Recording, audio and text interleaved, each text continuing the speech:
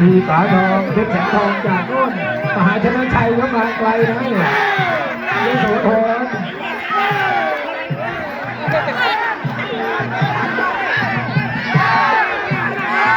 คู่นี้ก็คู่ที่3ครับ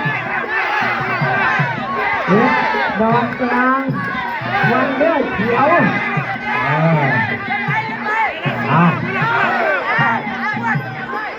วันเดอร์ว่าไงวันเดอร์เขียวของดีมียี่ห้อวันเดอร์เขียว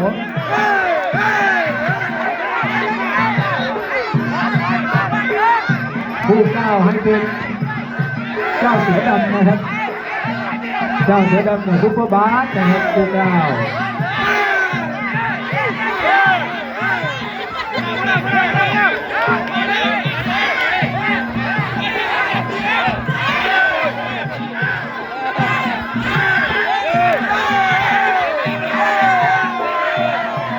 3 ยกของเราผู้สิทธิ์เมืองเพชรกับเจ้าพิเพชรนะครับสายรุ่นรองคอมพิวเตอร์ครับผู้สิทธิ์ก็ดาวรุ่ง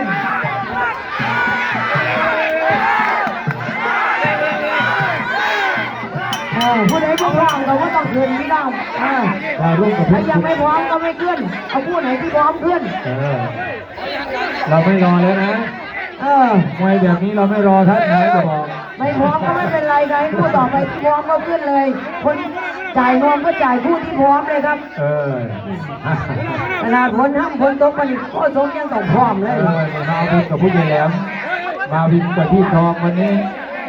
คุณขับไปด้วยกันต้อนรับสงกรานต์นะครับมีเขาต้องบริการด้วยนะครับนี่ก็เชิญชวนนะครับพี่น้องเรามีเขาต้องบริการขอบคุณด้วยนะครับใครพร้อมก็แจ้งคุณแจ้งยอดค่ะใครยังไม่พร้อมก็บอกพี่ผู้ใดอยากผู้ใหม่ก็เลยใส่กู5 ดูเฟสกับรัศมีเลยครับนี่แหละเขาบอกเขาไม่พร้อมนี่แหละไม่พร้อมเอาผู้6มาเลยไม่พร้อมจะไปพิมพ์นี่นะจะบอกครับเอาเลยครับเขาบอกเขาไม่พร้อมพิมพ์นี่ครับเรียกอะไรนะครับพิมพ์นี่กับเพชรดาวรุ่ง20%ครับใครพร้อมก็เร็วก็จบเกตก็ได้รับค่าตัวเร็วเท่านั้นแหละใครพร้อมก็ขยับไปเรื่อยๆถ้าผลมาเร็วก็ยกเลิกเท่านั้นเอง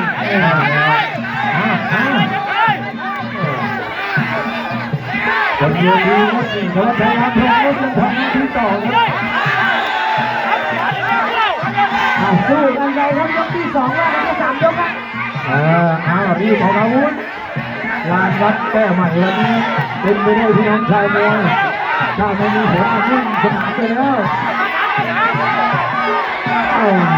นี่ขนาดนั้นที่มวยของเรายังได้ยังเล่นเยอะแล้วนะครับขนาดไปจองตัวครับเดินบนไทยน้ำแล้วยังสู้อยู่ยังแต่ไม่ได้ในห้องเลย